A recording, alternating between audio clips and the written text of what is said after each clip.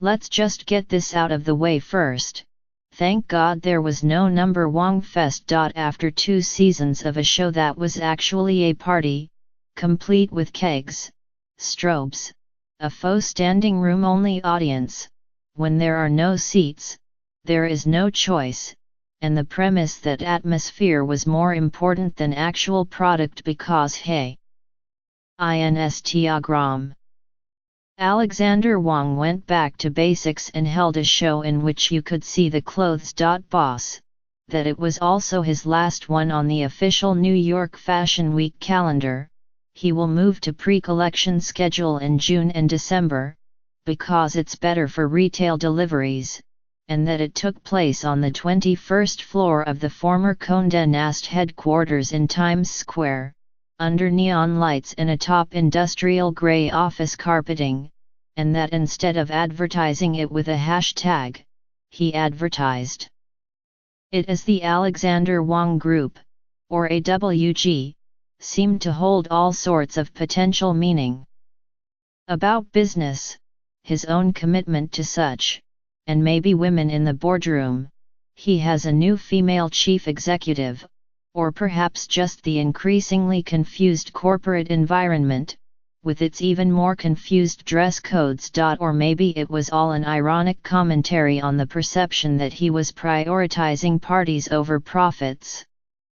That would be awfully self-referential. Besides, a more relevant question is, when a grey t-shirt is the ultimate power uniform, how exactly are any of us supposed to dress for work anymore? Mr. Wang's answer, in a cross between the sleek LBDs of Robert Palmer's Addicted to Love backup singers, The Matrix and Working Girl. Sharp thigh-scheming black coat dresses or sheaths were corseted by sunbursts of zippers, long, sweeping black coats came with pockets and seams picked out in metallic hardware, leather was bonded to boucle, gloves were studded, stilettos nail-heeled. There were hot pants under crisp white shirts with CEO 2018 scrawled in silver over the breast and, for when you're working at home, presumably, sweats with a platinum card number on the side. Though whether that was about running up debt or ka-chinging the sales was not entirely clear. Either way, at least the opportunity for puns, Game of Corporate Thrones came to mind, and the energy was high, despite the level of originality being pretty low, and the proposition itself being more office party than office politics. If the push for genuine equality in the professional power structure is expressed by dressing like movie clichés of the past, we haven't actually come very far. Which may be why Victoria Beckham, also having her farewell to the New York schedule, she is decamping to London for her 10th anniversary show in September and may or may not be back, chose to concentrate on clothes with a certain forward momentum, no-nonsense coats with a elegantly military air cinched with extra-long belts, lean khaki trousers under high-collar drop-shoulder jackets, long jersey skirts with a starburst of silk pleats at the side. It was tactile and utilitarian at the same time. The bags, cloth shoulder pouches exploded to hot desking proportions, a sort of metaphor for the whole. If it also hewed awfully closely to the path Phoebe Philo pioneered at Celine, well, Ms. Philo has left the building.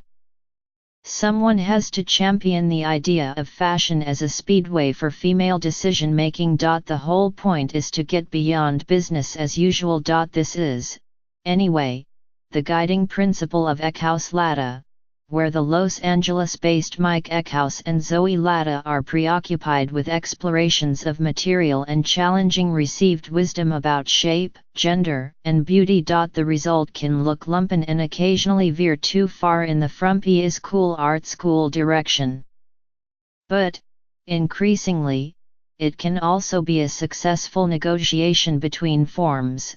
Denim carpenter's pants tie-dyed in tiger stripes and paired with a belle époque padded corset, a long mint green chiffon dress hung from a carapace of grass green granny knitting. And sometimes, as with a sporty sunshine yellow stretch rayon jersey turned into an evening gown, with cuts here and there and one extra long third sleeve dangling from the edge of a shoulder blade like an elegant wind sock, it just, well, works.